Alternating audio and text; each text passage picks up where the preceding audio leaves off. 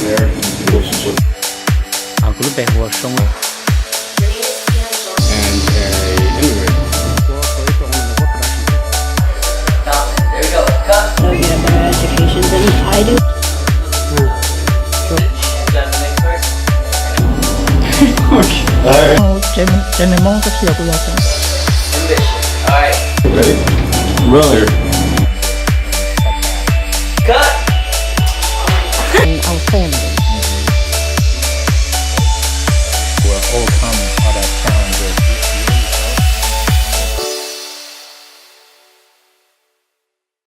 My name is Cheng Cheng. Hello, my name is Tibi. I'm 16. My name is Vincent Vang. I'm 14 years old. I'm a ninth grader. My name is Kabao and I am 14 years old. Hi, my name is Shu. My age is 14. My name is Tina Zhang and I'm 14. Oh, hi. My name is Maichio and I'm 14. My name is Annika Lee and I'm 14 years old. Hi, my name is Tiara and I'm 17 years old. My name is Zay and I'm 14 years old. My name is Robert and I'm 14 years old. Hi, my name is Kang Tao. I'm 17 years old. My name is Nushalong Vang and I am 16 years old. My name is Mang and I'm 17. My name is Zia and I'm 17. My name is Nu and I'm 14. Hello, so my name is Marquise McCoy and I am 17 years old.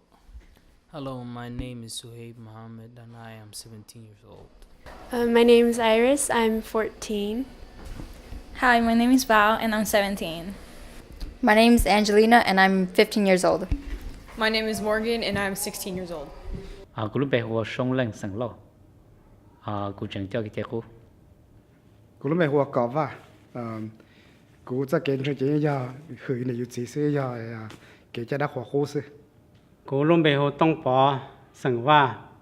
Lúc xưa nó là giờ, ta chỉ nói cô chẳng cho cái cô nữa.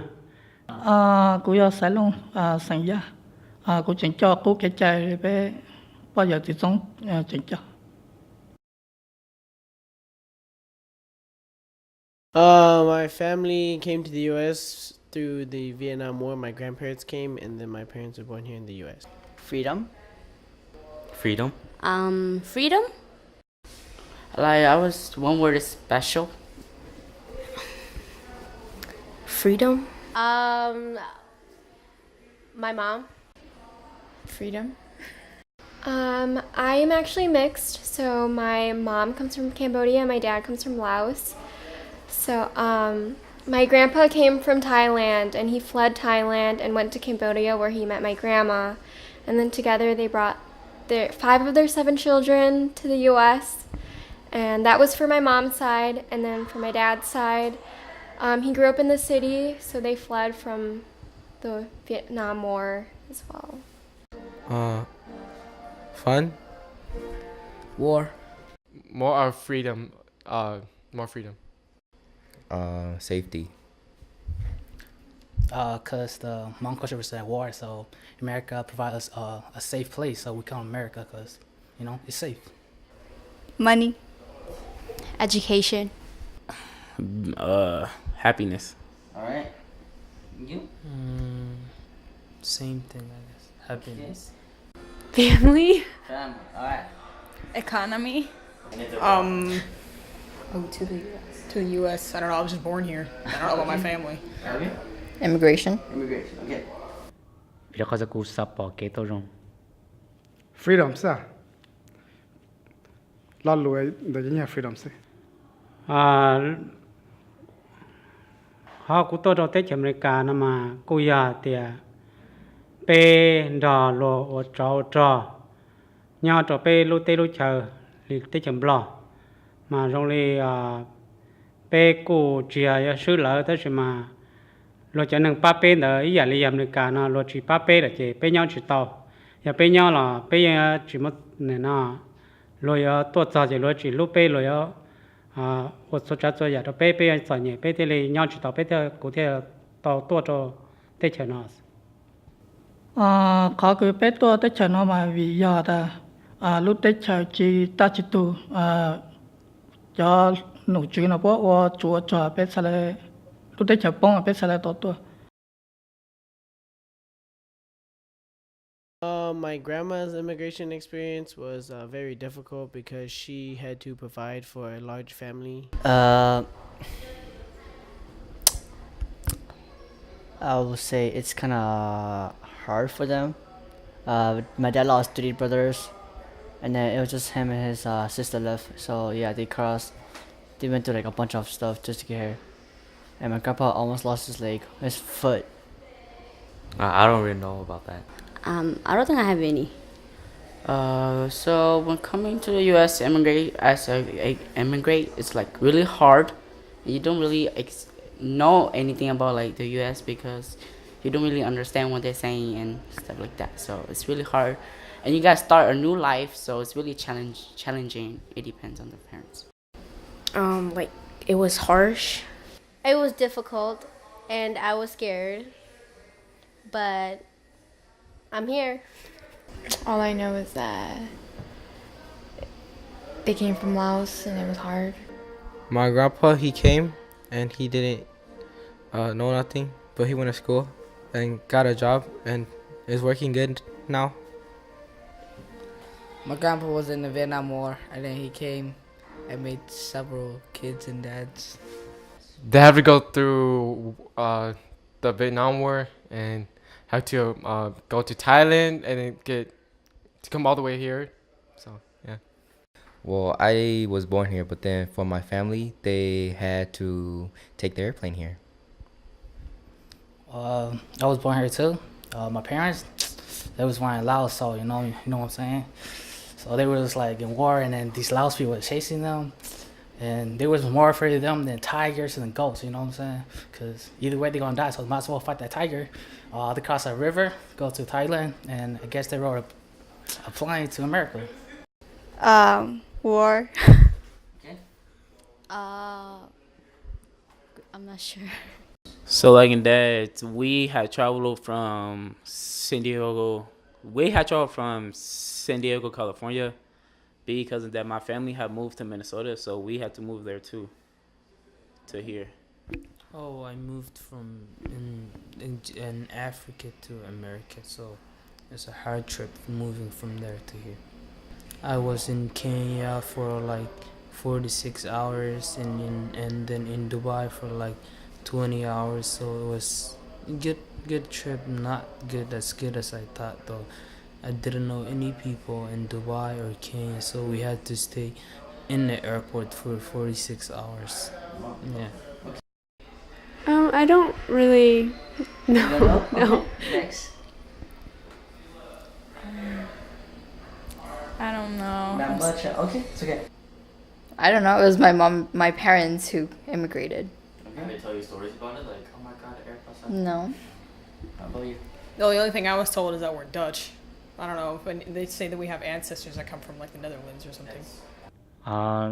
Cú cho nên cú bây mình chỉ cho được khó tiệc do vì chẳng cú tôi thế cho nó vì đó khó tiệc bây giờ nó lại tới lò hải sứ ít chữ tàu bỏ thế cho nó thế ta nó là bây cú tôi trở đi khó bây giờ cho mình tôi nhỏ lò sắp bỏ cái sân chơi thế sắp bỏ cái vào mình thế tôi trở đi khó bây chỉ một tiếng mới chờ bây kia trở đi khó bây tụ bây giờ tiền nó chưa kia ta thì bây tàu kia trở sư bây giờ tôi nói rõ chỉ lấy thời chọn nó chưa nhưng giờ thì bây tôi sau đó chỉ nói là cho trái tốn đủ cho nên chỉ cho nhẹ bây đó họ bây giờ nên bao đủ sự chơi hàng thì có một họ từ là những chỉ cho nhẹอยู่chỉ những một tấm bằng sớm sư tôi thì ô tôi cho tới cho nó mà hay sợ cái đá năng nó chỉ những chỉ hệ hai mà cô tôi để ta chỉ mà cho hai mẹ thì lúc sáng đó tên nào tên chữ sau đó hai chữ học chỉ tao ô riêng là chỉ p nhau chỉ tao chỉ p thì tao tua vì có thì p tổ cho tôi là chỉ p nhưng chỉ hai nên nó tổ từ li nhưng nhau chỉ cả nó chỉ cả nhau chỉ rong giờ mua vào mua chế rong bỏ cha giờ mua nên nó chế rong bỏ cha giờ mua liên mua tết đau bỏ cha giờ hai tiền lúc nâng rong bỏ đi cha làยิ่งสุดจอประเจกแค่ตัววิเคราะห์เตียอย่าอยู่รถเตลุเชออยู่จอหน่อจะชื่อแค่ตัวละจะอยู่ chỉ nhau chỉ tàuอยู่ที่เลยแค่ตัวละ thầu bé tua nó cu nhua lúc chạy cái tua lọt té tua cho thái té nó mà cu chẳng giàu cứ yang này cứ có xong nữa vậy bé tua giờ sang chỗ chua nó cu giờ tua nhua bé tua thầu lát té nó là cu chỉ giờ tạm giờ muaตัวnày thầu bé đó là giờ giờ lâu đó bỏ bỏ xong vậy bé bỏ thầu bé lát té xưa còn giờเขาcứ nhua cái như giờ đã phanh xuống mông cái thầu sát thì nó mà sao lại bao đã thầu lại xưa. Yes, I do experience some racist acts. Sometimes I get called names that are very offensive, and yeah. Sure. One time I was in the bus, and then this one guy just came in the bus, probably drunk or something. He just started saying some racist stuff about Asian people, saying stuff about us knowing karate, and that we can't hurt them because we have small feet, hands, and stuff. Just some really dumb stuff. No. I haven't really encountered any racist experience. Yeah. Yes.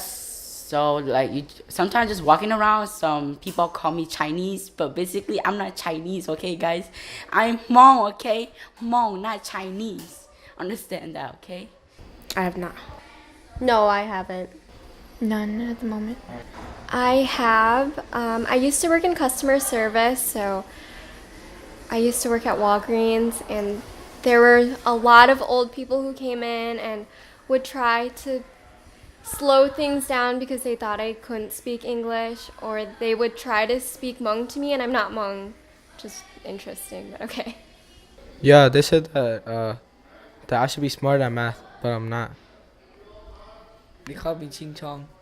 People still think that we're Chinese people, and we're not Chinese people. Yes, because they be saying Ching Chong when I'm not Chinese, and then I'm Hong, and then some other stuff like, you're Asian, you're supposed to be smart. Yeah. Only racist thing I faced was, like we're supposed to be smart in math, but I'm kind of dumb. So when they say it to me, what's up. Like some black people or like American people, they were like, "Are you Chinese? Are you from China?" And yeah. People keep on like stereotyping, so they'll like think I'm Chinese or Japanese. But yes, I kind of do. Gave me cousin that so like in that. I'm not trying to be racist or nothing, but accepting that this one white dude kept on saying that I was glad y'all was slaves because we don't get to control y'all and stuff. And then so like in that, I was like, okay, and so what did I got to do with me? Okay, you? Yeah, I had a teacher call me the N-word once. So, I guess he got kicked out. No, I don't. Okay, yeah. No, I had never. Only in elementary school, people were calling me Chinese, but when I'm not Chinese. Not really. Actually, thầu tôi cho thấy nó về cô nhiều chỉ bảo lù về cô nhiều thì chỉ ta nó là lúc cô sai chỉ tao nhiều vì đó khỏi nhiều tôi nhiều chỉ bảo lù thế về lợi dụng mua ít chia là cô sai chỉ tao thế vì đó khỏi thì cho nó những phần trong những phải sai số tàu nữa vì đó khỏi thì nhiều yếu hại năng về lợi dụng sai số tàuถ้าchỉ tao cá nó về trong đây nhiều là hai đứa chỉ là dù có bao mình chỉ thấy chạy trong đời lưới là sai ít nhỏ Olympic hay ít nhỏ ok cho họ thế. Yeah, cú sa de bây giờ bây giờ tua thầu giá chọn nó chơi, cú sa de challenge tụi những test tao thì lại chân hai những chuyện nhẹ bé, thì racism, discrimination, prejudice bây giờ mua nhân đó, thì có một thứ là lấy chuyện nhẹ nhiều thì nhưng giờ bây giờ chuyện mẹ thì một cần đại những sinh đạo tâm lý nó mà almost every day. Còn đó màอยู่ตัวสเตชันนามากูตัวนั้นจ่อละกูตัวพอช่วงจะจดทะลุก่อนลินดูละเจถอนเตอเจเป็นห้องอยู่เจอเกินก่อเจยังเขาเชื่อเกินก่อถ้าสิลูกชื่อหันเตอนะเจเป็นจังเจอเจลัวอเมริกานะลัวจีบต่อเป้าเป้จีบต่อปอเป้จะนั่งดูห้องนะเจลัวจีบต่อเป้าแผลจีบต่อเป้เป้เทสเป้จังเจอเจหันจานะเป้ตัวเจอเจอยู่ rong cho chia yêu tận rồi rong chế yêu ý gì được bông trâu ý lúc rõ lo thế chế lo sai yêu rong cho lia là cho chia lo sai lia vào tôi yêu có trăm màu cần có yêu chỉ sát tờ thế chế khó nói vậy khâu tôi yêu này là tôi chạy yêu chỉ bao nhiêu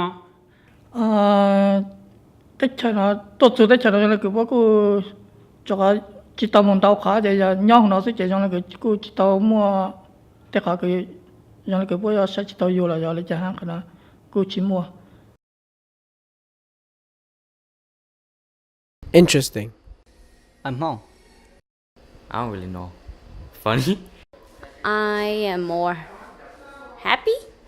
I would describe myself as like really energetic, fun. I'm an independent person.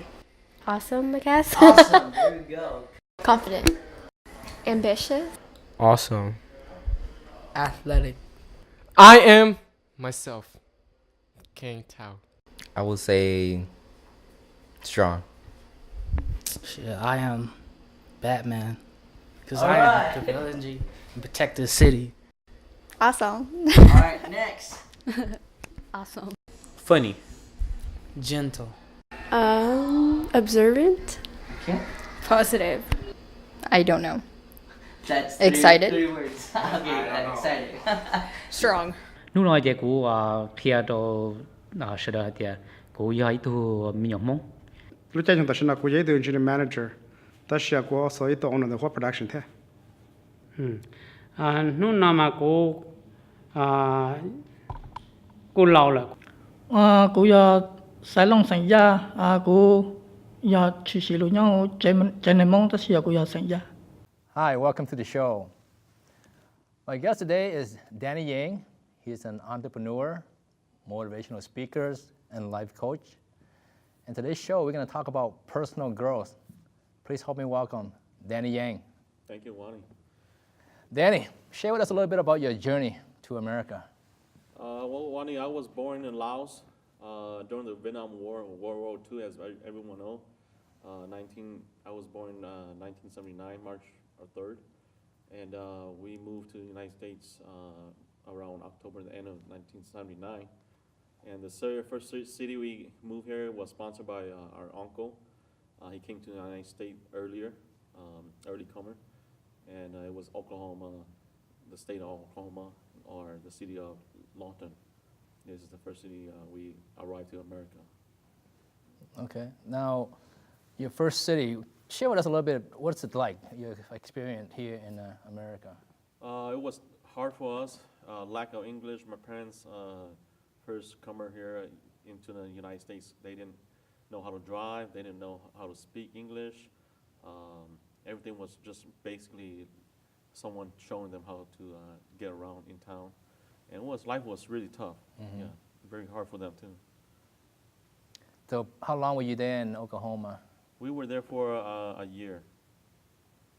And we continued to learn what life is about in America. Mm-hmm. So our uncle lived in St. Paul, so that's when he came down there and said, "Hey, let's move back to with him to St. Paul, mm-hmm. where we're closer to family, and we're more family oriented, and we want to keep everybody close to each other." Now, when you're growing up, did you experience any challenges or adversity? Yes, we did. When I was going through my middle, from K to 12 there, from my kindergarten to first grade, I didn't speak English. Mm-hmm. I was in school. I didn't speak any English up until fourth grade. Mm-hmm. Yes, and I was also put into English second language. Mm-hmm. Well, they call it ESL. Yes, yeah. And so I had to work very hard on my speaking, and I didn't speak like this. Mm-hmm. By that time, I was just using sign language as what I want to do in class. And so my teacher had a hard time communicating with me. Yeah. Okay, well, good. Did you experience any racism at all? During that time, there is a lot of kids that didn't know nationality that I'm with, which is Hmong. We didn't communicate because it was the language barrier. So a lot of racism, discrimination did happen. Mm-hmm. The best I can do is tell to the teacher, mm-hmm. and have parents meeting, mm-hmm. and they can help resolve that issue. Yeah. Yeah. Do you ever run home and tell your mom, and then some kids at school is picking on you because you're different? I have plenty of bullies. Yes. We have a lot of confidence. They actually beat me up. Uh-huh. And so I have bruises. I will come home and my parents will ask me what happened. I didn't get into a fight, okay? I was being bullied. Mhm. And so we have to have a teacher meeting, and sometimes my dad will actually come to the school and talk to the teacher and talk to the kids, the kid that, we are having issue with. So that's how we resolve the issue. Oh, nice. Now, tell us a little bit about your journey to becoming an entrepreneur. I started to go into the field of being entrepreneurship because I was learning through school that a lot of successful people own their own company or business, and I wanted to get into my own business, and I didn't know what to do. I didn't have no idea. I don't have invention, product or anything, so I looked into it further and researched more, learn from more successful people from books and authors. Yes. When you were reading through those books, who are some of your mentors that you admire growing up on reading books? More likely, the author I came across was Zig Ziglar, such as John C. Maxwell, and came along with Tony Robbins, and then Robert Kiyosaki, and Les Brown, and Brian Tracy, and those guys. Very good. So now you are a motivational speaker. You go travel around the world and talk, share messages, and you talk a lot about personal growth. And tell us a little bit about why you choose the topic personal growth. I've been last 25 years of my life. I've been teaching a lot of people business, building business company, and personal coaching. And personal growth and personal development is the key to anybody who wants to be successful in the United States. So I found that to be true, and the facts that every leaders in this country, they built on personal level. So I continue to teach other people, plus that feedback gives me more confidence in myself to grow that part and learn what success is all about. It's the personal growth. Did you yourself experience that transition as you were journey through success? Yes, after college, I learned that. My dad wanted me to become a surgeon, but I decided to get into the business management. So I finished school in business management school, and I learned that transition was pretty tough. Going to the work field, it wasn't the way I expected. That time it was $4 an hour, minimum wage, and I worked my way up to 7, 8, and I learned that the harder I work, the more I have to put more hours. And I learned that I have to work hard, but work smart too at the same time. So I had to transition that mindset, shift that to learning what entrepreneurship is all about, and working hard, but also work smart and help other people. And you gotta love helping people and educate them. So that's what I learned. Very good. Personal growth is very important. I know for me to get out the mess I was in when I was beaten and broken at one point, and I realized that if other people can get out from the same situation and rebuild their life, I too can do that. So just like you, I reach out to anybody, whoever willing to teach me, share the insight, books, audio CDs, mentors. And I realized that it's through personal development, learning, willing to stepping outside the comfort zone, ask for help, reach out to anyone who's willing to help you, and that help you develop yourself and who you are as well. And as a coach, what the key information you really want to stress to your client, especially if they think they know everything, in life and in business? How do you try to change their mindset? Well, first of all, one person will never know enough. That's my key lesson. One person will never know enough until you know what you know, and by helping other people. I have coached a lot of doctors, lawyers, engineers, social worker, teacher, to any kind of level of background, experience, and ethnicity. And I found that the lesson is that life will keep going, and you'll have to keep learning as you go. And your spiritual growth, your emotional, your personal, your mentality, your physical, you have to have someone to coach you. Mhm. And I learned that because certain level you will be stagnant or cannot grow anymore, or you will constantly stress and you're frustrated in life. And so when I turned to those seminary that I went to, like success motivational speaker, it changes me. Mhm. And I found that that was the lesson that I need to open up, open mind, open my heart to more growth, so I can grow, continue to grow, and help more people. Absolutely. Very good point. Mhm. What are some of advice you would give to someone who are just starting out as an entrepreneur? My advice is this: continue to search for a coach, a mentor. A coach or a mentor is two different things. They can walk you through, they can coach you on a system or a package or a workbook. They will help you understand who you are, and that's who they are there for. Like I learned from my grade school teacher. They teach me different reasons, different things, different discipline, different way of life. And then I have my parents. Of course, our parents is the first coach that coached me to be a better person.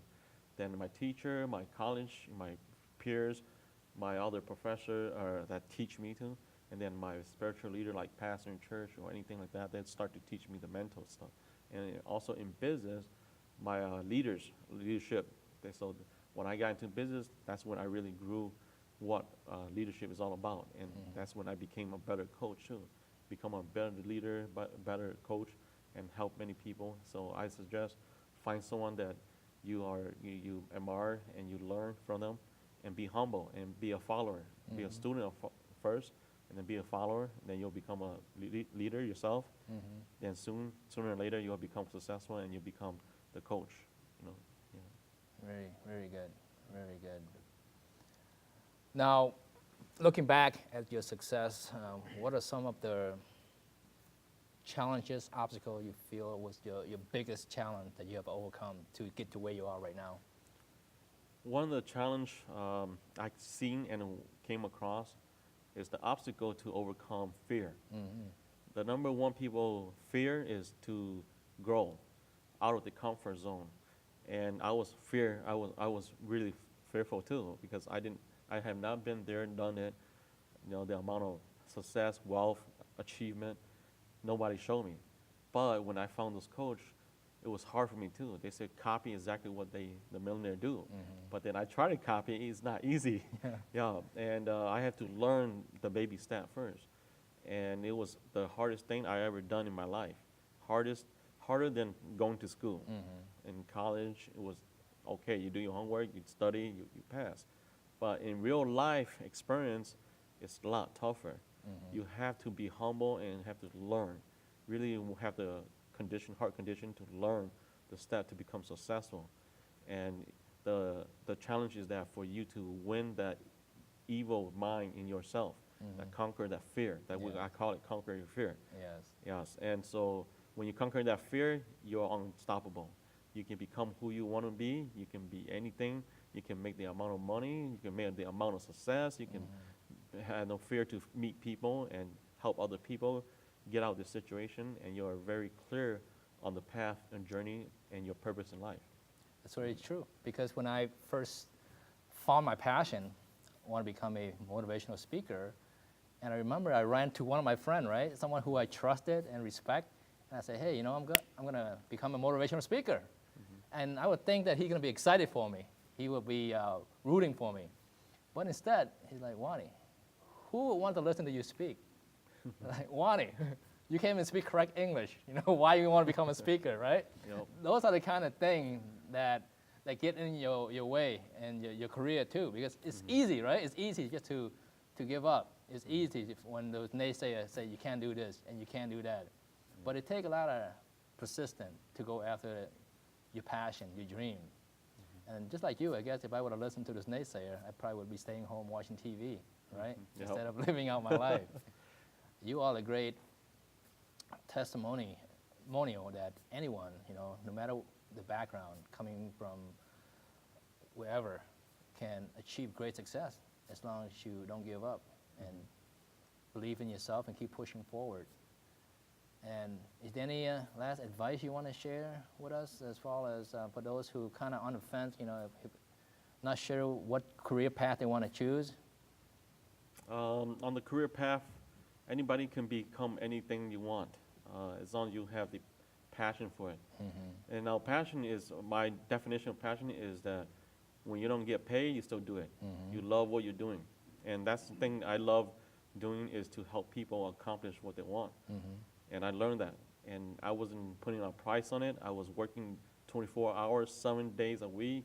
I didn't have time for vacation. I didn't have time for a birthday. I didn't have time for family function anymore, because I was on this journey to accomplish it. And so I worked so hard, like how I worked through school. And I want to accomplish. So again, that career path is up to you to choose, but you have to have that passion behind it, the burning desire to fuel it and to keep going. And that's what you become somebody. Yeah, you will have a purpose. You'll find your purpose if you find that passion. And again, it's personal growth. Never stop learning growth, and growing. For me too, when I was pursuing my passion, I remember just putting my whole heart at it.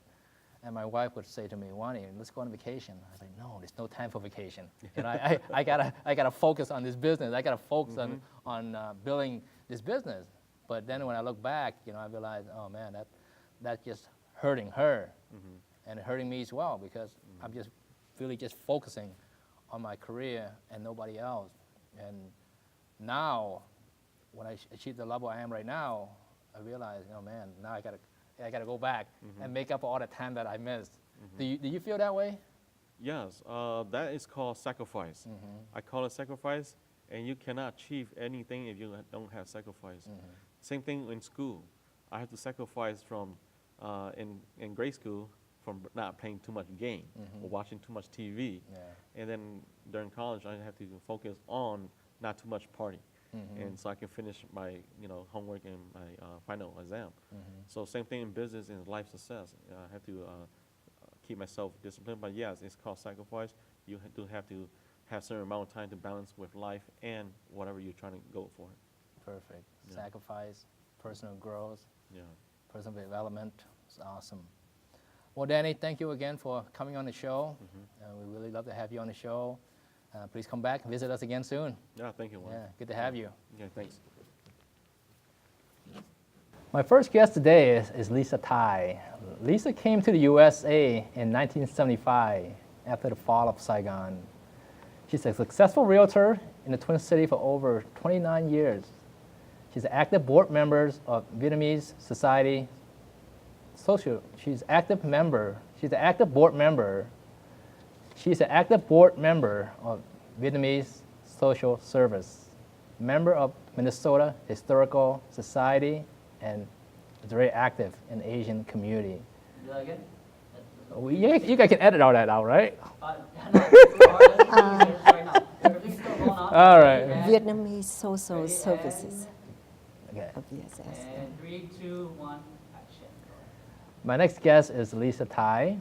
She's a very successful realtor in the state of Minnesota. Lisa came to the U.S. in 1975 after the fall of Saigon. A successful realtor in the Twin Cities for 29 years. She's an active board member of Vietnamese Social Service, member of Minnesota Historical Society, and is very active in the Asian community. Welcome, Lisa. Thank you for having me. Thank you for being here. Now, share with the viewer a little bit about coming here to America. What brought you to the USA?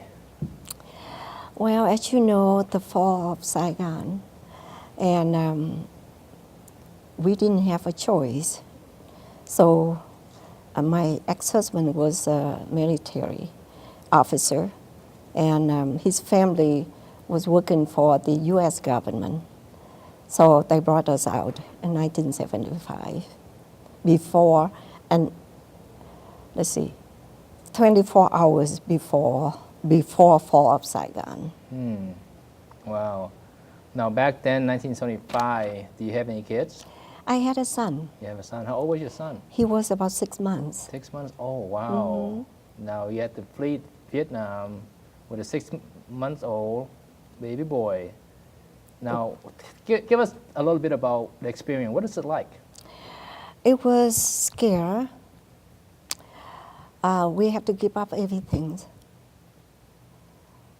with the empty-handed. But we decide to make the change or just stay there, and he may get killed.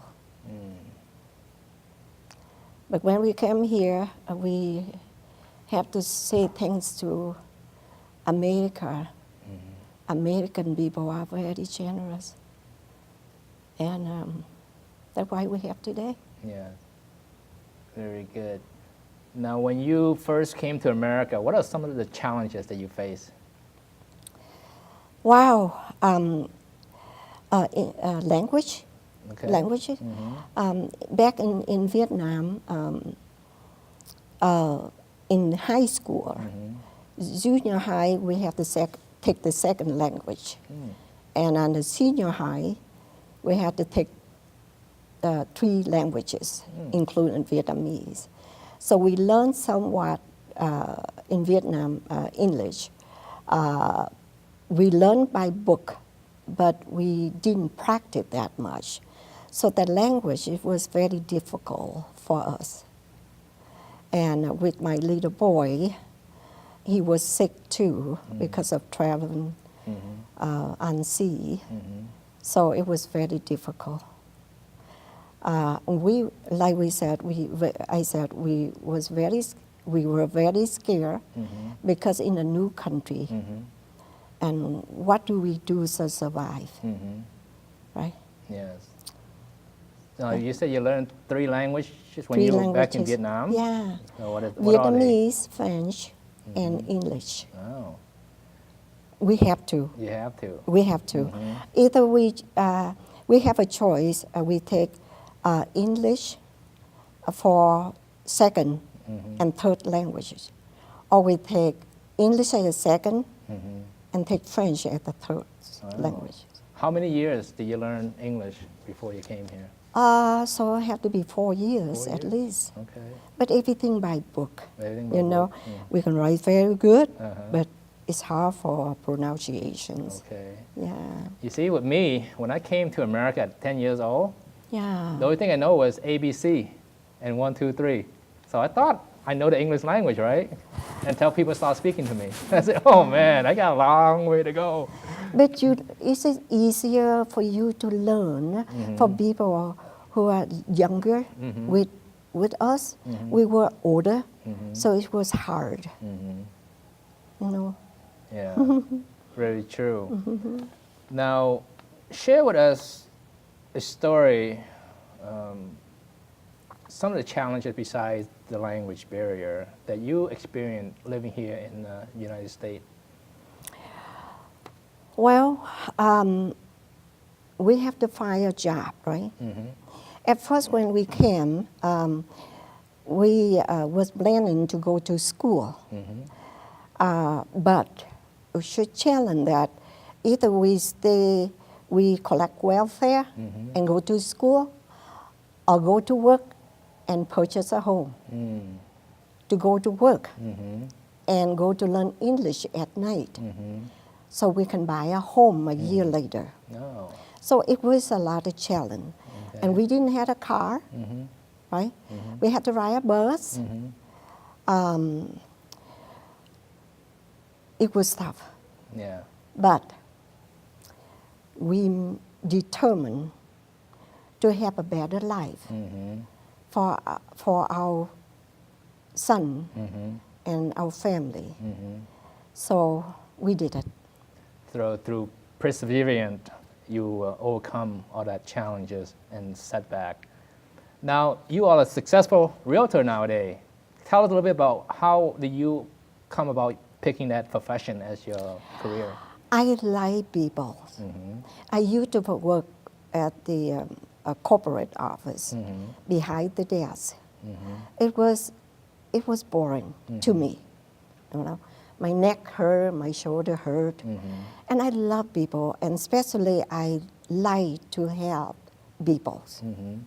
especially that refugees people. They came here in 1980s. Yeah.